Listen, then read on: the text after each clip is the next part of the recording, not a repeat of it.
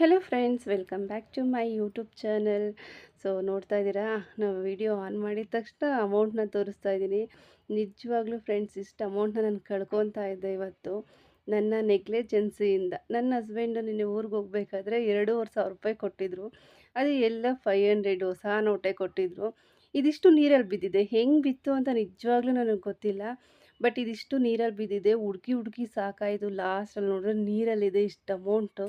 ಹೋಯ್ತಲ್ಲಪ್ಪ ನನ್ನ ದುಡ್ಡು ಅಂತ ಅಂದ್ಕೊಳ್ತಾ ಇದ್ದೆ. ಸಿಕ್ಕಿದಾದ್ಮೇಲೆ ನಿಜವಾಗ್ಲೂ ತುಂಬಾ ಖುಷಿ ಆಯಿತು. ಆ್ಯಂಡ್ ಅದನ್ನು ನೀಟಾಗಿ ಒಣಗಿಸ್ಬಿಟ್ಟು ಜೋಪಾನವಾಗಿ ಎತ್ತಿಟ್ಟಿದ್ದೀನಿ.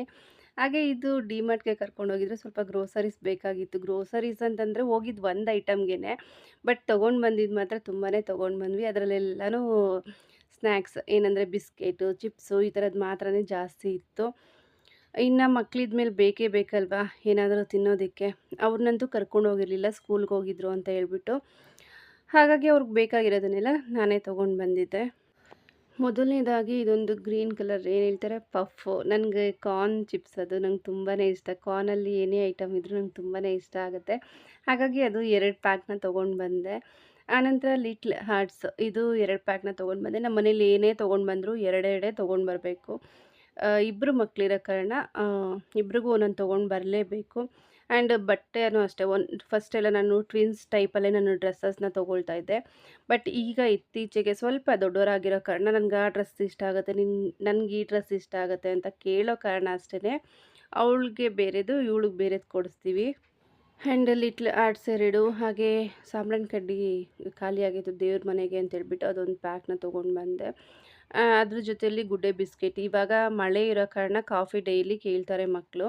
ಹಾಲು ಕೊಡೋದಿಲ್ಲ, ಹಾಲು ಕೊಟ್ಟರೆ ಬೇಗನೆ ಕಫ ಆಗಿಬಿಡುತ್ತೆ ನಮ್ಮ ಮಕ್ಕಳಿಗೆ, ಅಡ್ಜಸ್ಟ್ ಆಗೋದಿಲ್ಲ ಅಂಥೇಳಿ ಕಾಫಿ ಕೇಳ್ತಾರೆ. ಸ್ಮಾಲ್ ಕಪ್ಪಲ್ಲಿ ಬಿಸ್ಕೆಟ್ ತಿನ್ನೋಷ್ಟು ಮಾತ್ರನೇ ಕಾಫಿ ಕೊಡ್ತೀನಿ. ಹಾಗಾಗಿ ಗುಡ್ಡೆ ಫ್ಯಾಮಿಲಿ ಪ್ಯಾಕ್ನ ತೊಗೊಂಡು ಬಂದಿದ್ದೆ. ಆನಂತರ ಇದು ಏನು ಹೇಳ್ತಾರೆ, ಹಾಗೆ ಫ್ರಿಜ್ಜಲ್ಲಿ ತರಕಾರಿ ಅಥವಾ ಸೊಪ್ಪು ಎಲ್ಲನೂ ಇಡೋದಕ್ಕೆ ಯಜಮಾನ್ರು ಒಂದು ಏನು ಹೇಳ್ತಾರೆ, ಅದು ಸೊಳ್ಳೆ ಪರದೆ ಥರ ಜಿಪ್ಲಾಕ್ ಎಲ್ಲ ಬರುತ್ತಂತಲ್ಲ, ಅದೊಂದು ಬ್ಯಾಗ್ನ ಕೊಡಿಸಿದ್ರು. ನಮ್ಮ ರೂಮಲ್ಲಿ ತೊಗೊಂಡಿದ್ದೀವಿ, ತುಂಬಾ ಚೆನ್ನಾಗಿದೆ, ಈ ಥರದ್ದು ತೊಗೋ ಬಾಕ್ಸ್ ಬದಲು ಅಂತ ಹೇಳ್ಬಿಟ್ಟು. ಸರಿ ಅಂತ ಹೇಳ್ಬಿಟ್ಟು ಅದೊಂದು ಪ್ಯಾಕ್ನ ತೊಗೊಂಡು ಬಂದೆ. ನಾನು ಪ್ರೈಸ್ ನೋಡಿಲ್ಲ ನಿಜವಾಗ್ಲೂ. ಅದ್ರ ಜೊತೆಲಿ ಇದೊಂದು ಪೊಟೆಟೊ ಚಿಪ್ಸ್ ಅಥವಾ ಪೊಟೆಟೊ ಚಿಪ್ಸ್ ಬಿಸ್ಕೆಟ್ಸ್. ಇದು ಲಾಸ್ಟ್ ಟೈಮ್ ತಂದಿದ್ದೆ, ಮಕ್ಳಿಗೆ ತುಂಬಾ ಇಷ್ಟ ಆಗಿತ್ತು ಅಂತ ಹೇಳ್ಬಿಟ್ಟು. ಈ ಸರಿ ಒಂದು ಪ್ಯಾಕ್ನ ತೊಗೊಂಡು ಬಂದೆ ಅಷ್ಟೇ. ಹಾಗೆ ಕುಕ್ಕಿಂಗ್ ಆಯಿಲ್ ಖಾಲಿ ಆಗಿತ್ತು. ಕುಕ್ಕಿಂಗ್ ಆಯಿಲ್ ಬಂದು ನಾನು ಫ್ರೀಡಮ್ನ ಯೂಸ್ ಮಾಡ್ತೀನಿ. ಸೊ ಲಾಸ್ಟ್ ಟೈಮ್ ಚಿನ್ನು ಫಂಕ್ಷನಲ್ಲಿ ಮಿಕ್ಕಿತ್ತು, ತುಂಬಾ ಆಯಿಲ್ ಇತ್ತು, ಸನ್ ಪ್ಯೂರ್ ಅಂತ ಹೇಳ್ಬಿಟ್ಟು 1.5 ಕ್ಯಾನೇನೋ ಫುಲ್ ಮಿಕ್ಕಿತ್ತು. ಅದನ್ನೇ ಯೂಸ್ ಮಾಡ್ತಿದ್ದೆ. ಬಟ್ ಫೇಸ್ ಎಲ್ಲ ಪಿಂಪಲ್ಸು ಮತ್ತು ಇಚ್ಚಿಂಗು ಎಲ್ಲನೂ ಸ್ಟಾರ್ಟ್ ಆಗಿಬಿಟ್ಟಿತ್ತು. ಯಾವಾಗ ಖಾಲಿ ಆಗುತ್ತಪ್ಪ ಅಷ್ಟೊಂದು ಆಯಿಲ್ ಅಂತ ಅಂದ್ಕೊಂಡಿದ್ವಿ. ಫೈನಲಿ ಖಾಲಿ ಆಯಿತು. ಹಾಗೆ ಕುಕ್ಕಿಂಗ್ ಆಯಿಲ್ ಇಂಪಾರ್ಟೆಂಟಾಗಿ ಬೇಕಾಗಿದ್ದು ನನಗೆ ಕುಕ್ಕಿಂಗ್ ಆಯಿಲ್ ಈ ಸರಿ. ಮಾಯ್ಶ್ಚರೈಸರ್ ಕ್ರೀಮ್ ಖಾಲಿಯಾಗಿತ್ತು, ಬಾಡಿ ಲೋಷನ್ ಅಂತ ಹೇಳ್ಬಿಟ್ಟು ಅದೊಂದು ತೊಗೊಂಡು ಬಂದ್ವಿ. ವ್ಯಾಸ್ಲಿನು ಇದು ಬೈ ಒನ್ ಗೆಟ್ ಒನ್ ಆಫರಲ್ಲಿತ್ತು ಎಲ್ಲನೂ. ನಾನು ಸ್ವಲ್ಪ ಕ್ವಾಂಟಿಟಿ ಜಾಸ್ತಿ ಇರೋದನ್ನೇ ತೊಗೊಂಡೆ, ಯಾಕಂದರೆ ಮಕ್ಕಳೆಲ್ಲ ಯೂಸ್ ಮಾಡ್ತಾರಲ್ವ ಅಂದ್ಬಿಟ್ಟು ಕ್ವಾಂಟಿಟಿ ಜಾಸ್ತಿ ಇರೋದೇ ತೊಗೊಂಡೆ. ಆನಂತರ ಹೇರ್ ಆಯಿಲು ಖಾಲಿಯಾಗಿತ್ತು. ನಾವು ಯೂಸ್ ಮಾಡೋದು ಪ್ಯಾರಾಶೂಟ್ ಕೋಕೋನಟ್ ಆಯಿಲು. ನಮ್ಮ ಹೇರ್ ಗ್ರೋತ್ ಸೀಕ್ರೆಟ್ ಇದೇನೆ, ತುಂಬಾ ಚೆನ್ನಾಗಿ ರಿಸಲ್ಟ್ ಕೊಡುತ್ತೆ ಅಂತ ಹೇಳ್ಬಿಟ್ಟು ತೊಗೊಂಡು ಬಂದಿದ್ದೆ. ಹಾಗೆ ವ್ಯಾಸ್ಲಿನು ಹೇಗೆ ಡ್ಯಾಮೇಜ್ ಆಗಿತ್ತು ಅಂತ ಗೊತ್ತಿಲ್ಲ, ಫುಲ್ ವ್ಯಾಸ್ಲಿನ್ ಎಲ್ಲ ಲೀಕ್ ಆಗಿಬಿಟ್ಟಿತ್ತು. ಹಾಗಾಗಿ ಅದನ್ನು ತೆಗೆದಿಟ್ಬಿಟ್ಟೆ ಫಸ್ಟು. ಇನ್ನು ಬ್ಯಾಗು ಮತ್ತು ಗ್ರೋಸರೀಸ್ ಎಲ್ಲ ಆಗಿಬಿಡುತ್ತೆ ಅಂತೇಳ್ಬಿಟ್ಟು. ಫೈನಲಿ ಹೋಗಿದ್ದು ಒಂದು ಐಟಮ್ಗೆ. ಮೇಯ್ನ್ ಬೇಕಾಗಿದ್ದಿದ್ದು ನಮಗೆ ರೈಸ್ ಖಾಲಿಯಾಗಿತ್ತು.